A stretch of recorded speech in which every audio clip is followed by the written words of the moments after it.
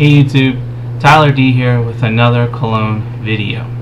I'd like to welcome you to a little segment that I'm going to call Cologne 101. I initially planned a review today, but I figured I would put up a little educational video for new folks in the community that may have questions about fragrances. I have a few new bottles coming in and several samples.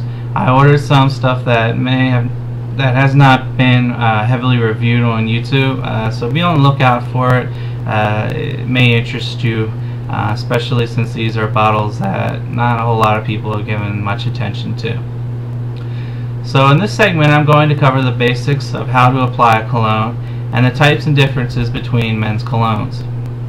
The most important thing that I must say first is that if you are still looking for a first scent or are looking into getting into collecting cologne, don't buy anything expensive. Start out with something cheap, whether it be a modern or a classic.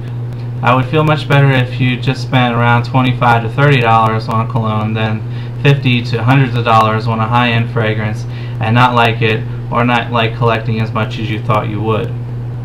Which also brings me to the point that you should never blind buy anything. Always do your research. Something that smells good to me may or may not smell good to you. So definitely give it a few tries on your skin before you buy it. With that said, let's begin. Applying a cologne is simple. You want to apply it to an area that produces a lot of heat, i.e. your pulse points.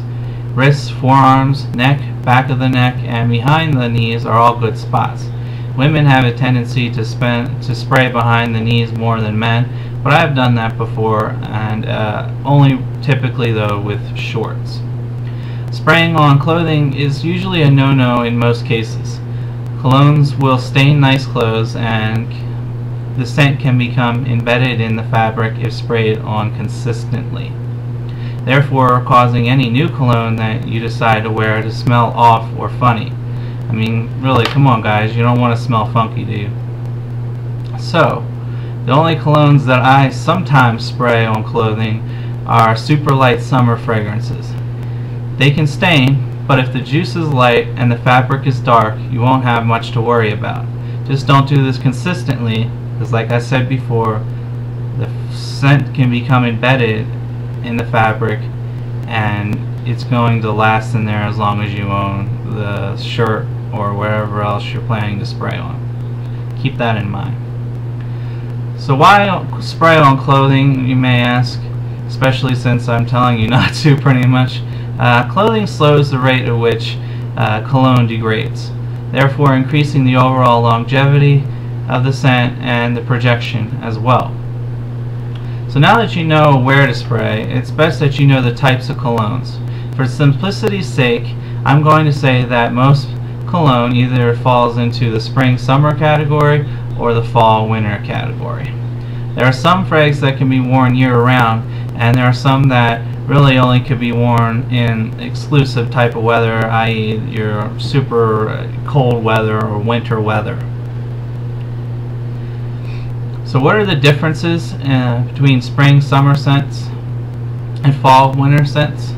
Spring-summer scents tend to be lighter, citrusy, and aquatic. Fall-winter scents are usually heavier, darker, sweet, and candy-like. We call those gourmands.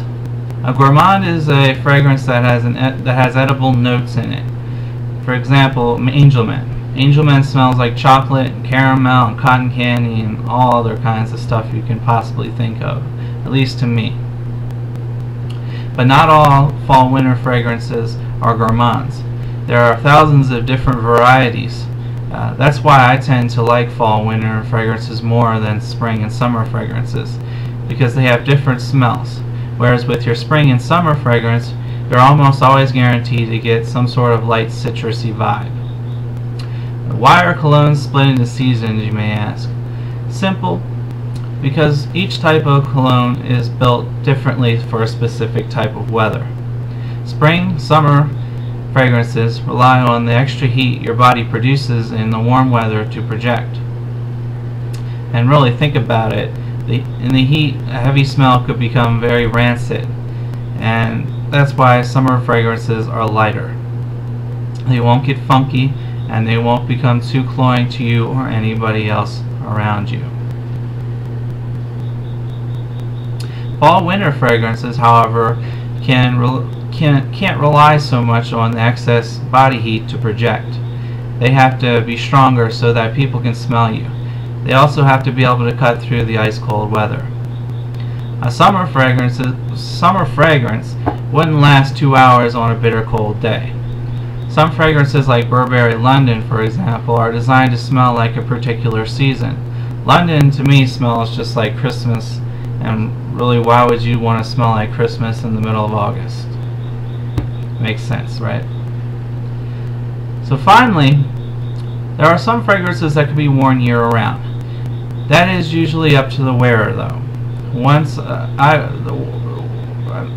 that I tend to wear in the summer and in the fall and the winter and spring, they tend to be kind of a mix between your citrus and your heavier scents.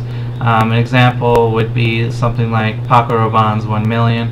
That's one that I do wear year-round, and it holds up in the heat and it holds up in the super cold weather. You just have to be aware of how much you spray on yourself. In the heat, not too much. The cold, you can get away with a few more sprays.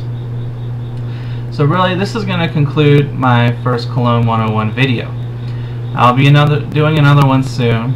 If you have any subjects that you would like me to cover, please send me a personal message or a comment below. And I'd like to thank you for watching, and please rate, comment, and subscribe, and I'll be back soon with another video. Take care.